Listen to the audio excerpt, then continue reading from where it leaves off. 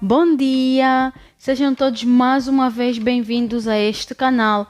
Hoje, como prometemos, apresentaremos no quadro um exemplo típico daquilo que são as linhas e graus de afinidade dentro do seio de uma família.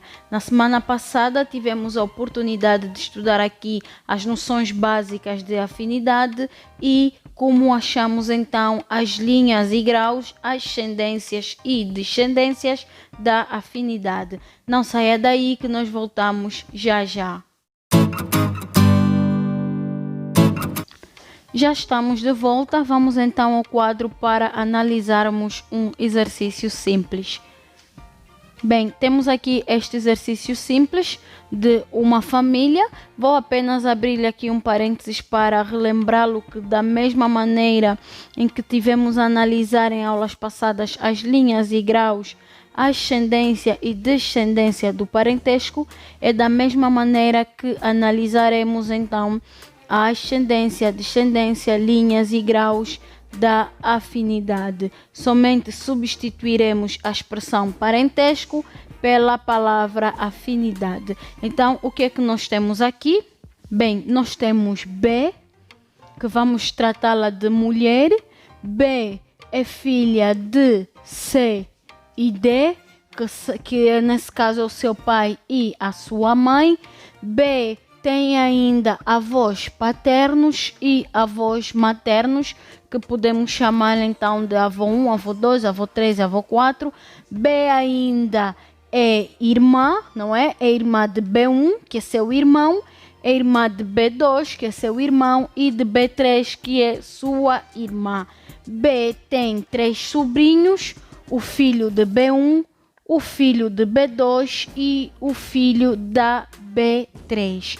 B tem um filho que chamamos de F. Então, B contraiu matrimônio com A, o nosso marido aqui. Neste caso, A e B são um casal. Vamos então procurar estabelecer o vínculo de afinidade que vai existir ou que existe entre A e a família toda de B. Porque neste caso, em relação a B e a sua família, há um vínculo de parentesco, e em relação a A e a família de B, há um vínculo de afinidade. Então vamos olhar aqui para o quadro. Nós temos A, que é o nosso marido. O A vai ser genro, padrasto e cunhado. Na qualidade de genro, nós teremos aqui o que? O pai de B e a mãe de B, que fará de C e D sogros de A. Para percebermos aqui então como achar o vínculo de afinidade entre A e os pais da sua esposa, teremos então que olhar para aquilo que é o vínculo existente entre B e os seus pais. Neste caso, B, em relação aos seus pais, são parentes na linha reta, primeiro grau ascendente. Então, teremos que substituir apenas a palavra parente pela palavra afinidade. Por quê? Porque C e D serão como pais para A. Ou seja, os pais dos nossos cônjuges são como se fossem nossos pais. Daí que as linhas e graus, ascendências e descendências sejam achadas da mesma maneira. Então, neste caso, A em relação a C e D, que são os pais de B, serão afins na linha reta, primeiro grau. Como estamos a falar de baixo para cima, primeiro grau ascendentes. É como de pai e filho se tratasse, ou mãe e filho se tratasse. E depois nós conseguimos ver no nosso exercício que B tem avós. O vínculo de a afinidade que vai existir entre A e os avós de B será o mesmo vínculo de parentesco que existe entre B e os seus avós. A regra é a mesma, substituiremos apenas a palavra parentesco pela palavra afinidade. Neste caso, B em relação aos seus avós são parentes na linha reta segundo grau ascendente.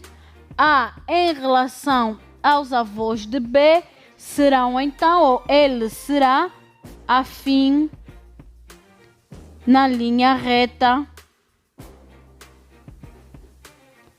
segundo grau ascendente. E o mesmo aplica-se aqui para os avós maternos. E da mesma forma que analisamos de A em relação a C, que é o pai de B, é da mesma maneira que analisamos em relação a A e a mãe de B, que é a nossa D, sua sogra.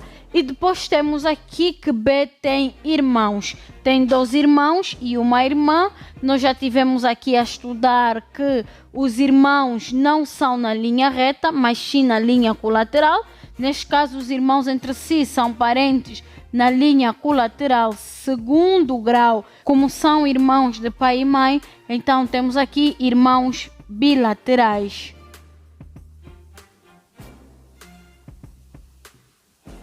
Ou germanos. Neste caso, B em relação a B1, B2 e B3 são parentes na linha colateral segundo grau, germanos ou bilaterais. Procuraremos então enquadrar o vínculo que vai existir entre A, marido de B, e os seus cunhados. Neste caso, A em relação a B, B1, B2 e B3, que são os seus cunhados, ele será afim, ou entre eles serão afins, na linha colateral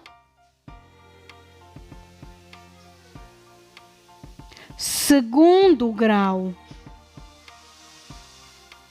como se de irmãos se tratassem, mas não, são apenas cunhados. E depois podemos nos aperceber aqui que B é tia, tem os seus sobrinhos. Sabemos que a relação entre tio e sobrinhos é de parentesco na linha colateral terceiro grau. Neste caso, A, que é marido de B, passará a ser tio por afinidade de S, S1 e S2. O que teremos então aqui, A em relação a S, S1 e S2 são afins na linha colateral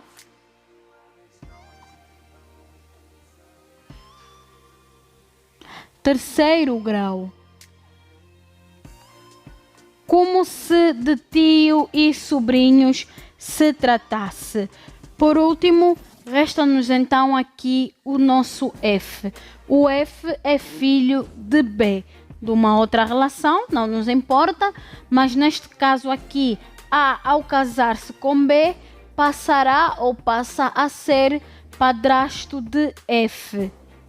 Neste caso, o padrasto é como se de pai se tratasse. A regra que estivemos aqui a analisar em relação aos pais de B será a mesma que analisaremos aqui embaixo em relação a F. Neste caso, A em relação a F serão, deixa-me escrever deste lado, ou ele é afim na linha reta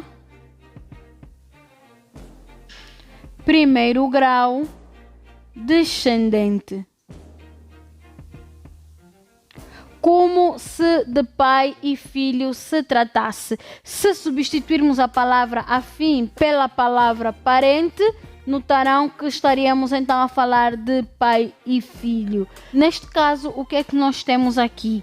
O nosso A é genro, genro de C e D, que são os seus sogros, é padrasto do F, que é o filho de B, e também é cunhado, que são os irmãos de B, cunhado de B1, cunhado de B2 e cunhado de B3. Depois teremos também o tal chamado tio por afinidade, que é em relação aos S, que são os sobrinhos de B, que passarão então a ser sobrinhos por afinidade do nosso A. Como estivemos a analisar na semana passada, a afinidade é o vínculo apenas que se estabelece entre um dos cônjuges e os parentes do outro cônjuge. Neste caso, o nosso exemplo aqui, o A, será afim dos pais de B, sua esposa, dos irmãos de B, dos sobrinhos de B, dos primos de B, e apenas substituiremos a palavra parentesco pela palavra afinidade para melhor enquadrarmos então os vínculos de afinidade.